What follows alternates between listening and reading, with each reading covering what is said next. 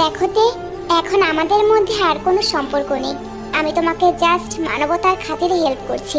তুমি আমার কাছে কেবল দায়িত্ব, এর চেয়ে বেশি কিছু না।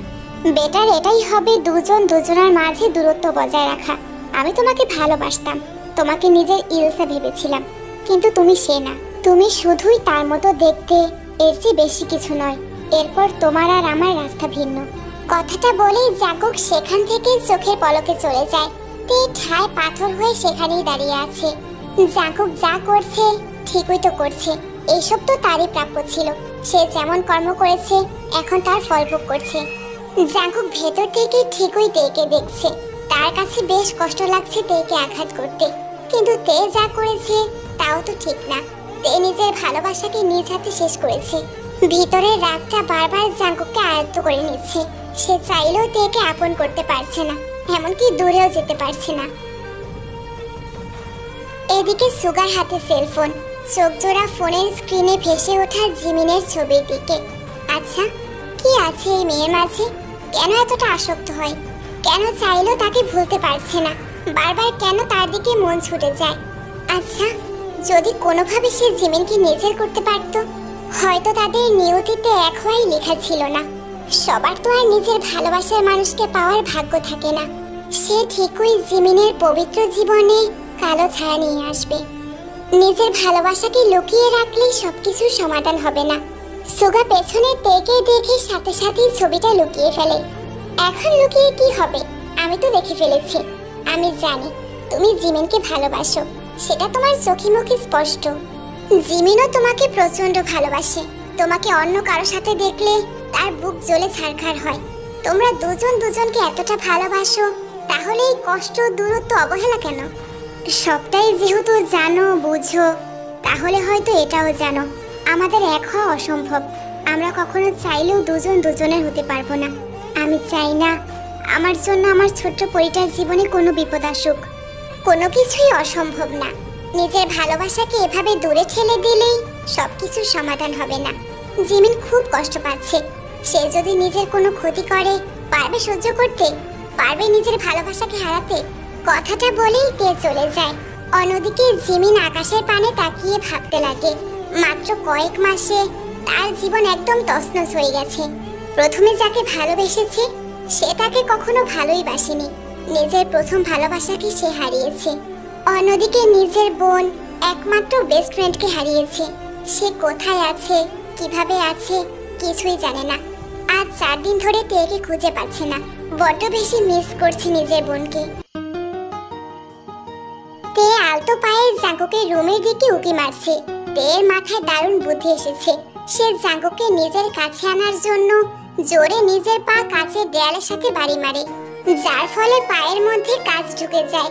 যদিও এতে তের একটু ব্যথা হচ্ছে না, কিন্তু জাঙ্কুককে নিজের কাছে আনার জন্য তে জোরে জোরে চিৎকার করতে লাগে। জাঙ্কুক হঠাৎ এমন শব্দ আর চিৎকারে তাড়াতাড়ি সেদিকে চলে যায়। গিয়ে দেখতে পায় তে পা ধরে কান্না করছে।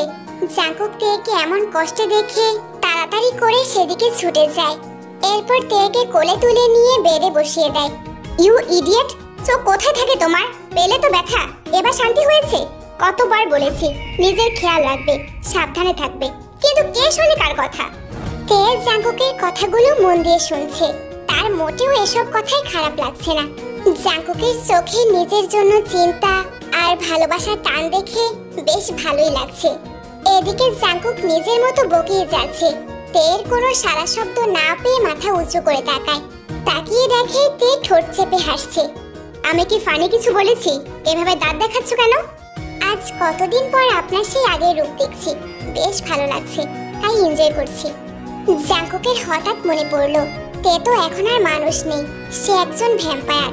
তার তো এসব ব্যথায় কিছু হওয়ারই কথা না। তাহলে যে একটু আগে তে কান্না করছিল সেগুলো কি নাটক ছিল? তার সাথে নাটক করেছে? এসবের মানে কি? ভালোবাসা। আমি তোমাকে ভালোবাসি না। আপনি মিথ্যা বললেও আপনার চোখ ঠিকই সত্যিটা বলছে, আর তা হলো আপনি আমাকে ভালোবাসেন। যদি ভালো নাই বাসতেন তাহলে আমার একটা চিৎকার এভাবে ছুটে আসতেন না। আপনি চাইলেও আমাকে ঘৃণা করতে পারছেন না, কারণ একটাই, you still love me. Jungkook তেকে ছেড়ে রেগে হনহন করে বেরিয়ে যায়। তুমি মানো আর নাই মানো, তুমি আমাকে এখনো আগের মতোই ভালোবাসো মিস্টার জাঙ্কুক। সকাল 11টা বাজতে চলেছে। জাঙ্কুক, রোজ, সুগাতে সবাই একসাথে বসে আছে। সুগাকে বেশ রাগে দেখা যাচ্ছে, মনে হচ্ছে এখনই কাউকে খুন করে ফেলবে। কি হয়েছে রোজ, সবাই এমন রেগে আছো কেন? কাই নতুন চাল চালছে, সে জেনে গেছে তুমি বেঁচে আছো, আর তোমাকে সামনে আনতেই সে জিমিনকে বিয়ে করছে। তোমার বাড়ির মানুষকে আর জিমিনকে ইমোশনাল ব্ল্যাকমেইল করে সে রাজি করিয়ে নিয়েছে। এখন সে জিমিনের সাহায্যে তোমাকে বের করতে চায়। ওকে তো আমি টুকরো টুকরো করে খুন করব। ওই হারামির সাহস কি করে হলো আমার জিমিনের দিকে নজর দেওয়ার?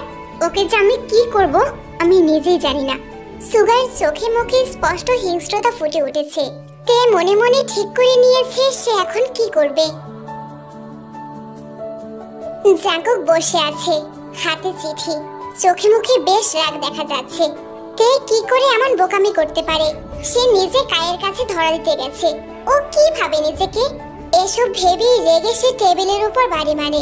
সাথে সাথেই টেবিলটা ভেঙে চুরমার হয়ে যায়। শব্দ শুনে পাশের রুম থেকে রোজ আসে। জাঙ্কুকের পাশে একটা চিঠি পড়ে থাকতে দেখে রোজ চিঠিটা হাতে নিয়ে পড়তে লাগলো। জানি না আপনাকে কি বলে ডাকবো, কারণ সেই অধিকারটা আমার আর নেই। আমি আপনাকে অনেকটা কষ্ট দিয়েছি, আমার জন্য আপনি অনেক করেছেন, তার জন্য আমি আপনার প্রতি কৃতজ্ঞ। আমি চাই না আপনি আমার জন্য আর কোনো বিপদে পড়েন। আমার লড়াই আমি নিজে লড়ে নিব। এই গল্পের শুরুটা হয়েছে আমার থেকে, আর শেষটাও আমিই করব। আমি কোথায় যাচ্ছি আমাকে খোঁজার চেষ্টা করবেন না। বিদায়।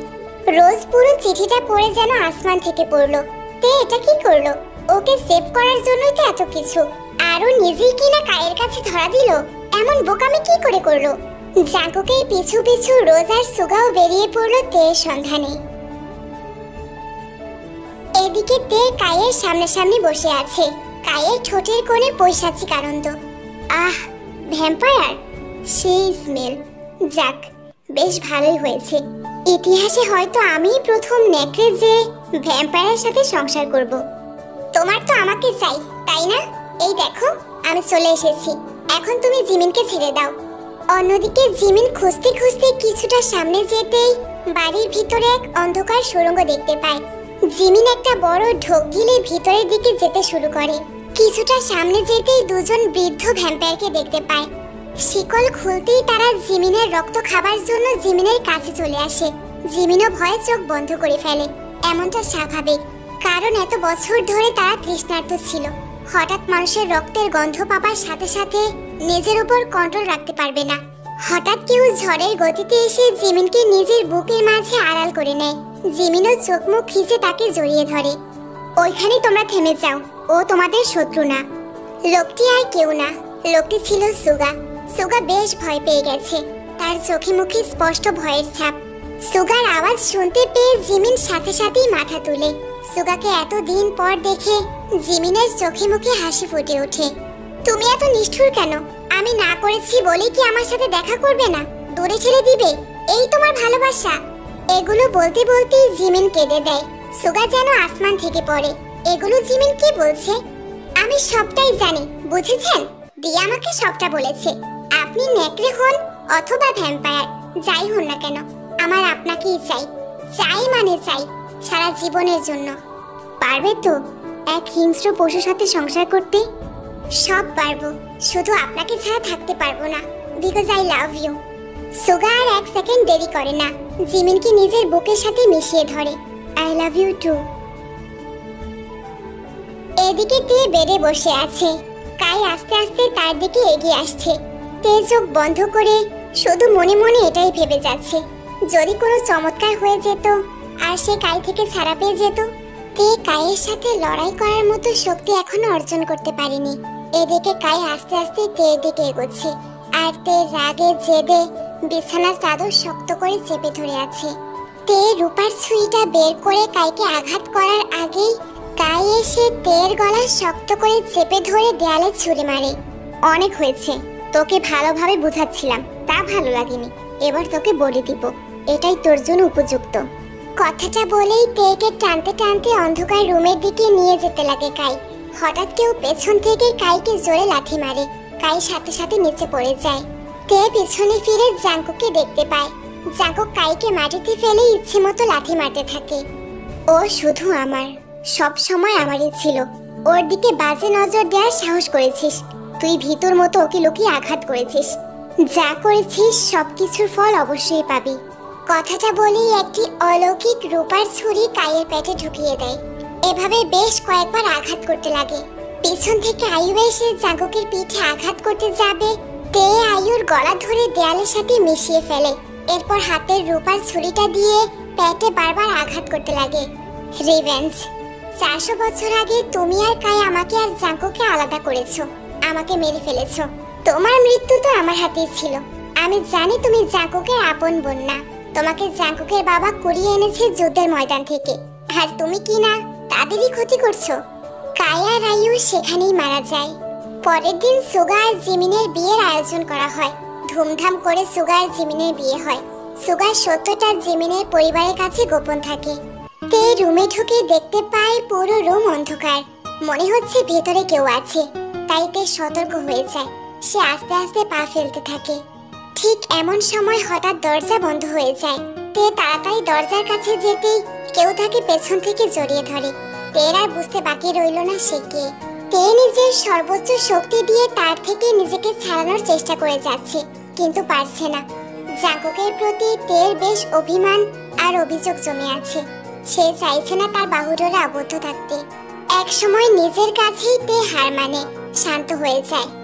যা পারবে না তার জন্য কেন বৃথা চেষ্টা করে যাচ্ছ? আমার বাহুডোরে তুমি আবদ্ধ, আর তুমিও জানো আমি না ছাড়লে তুমি এখান থেকে মুক্ত হতে পারবে না।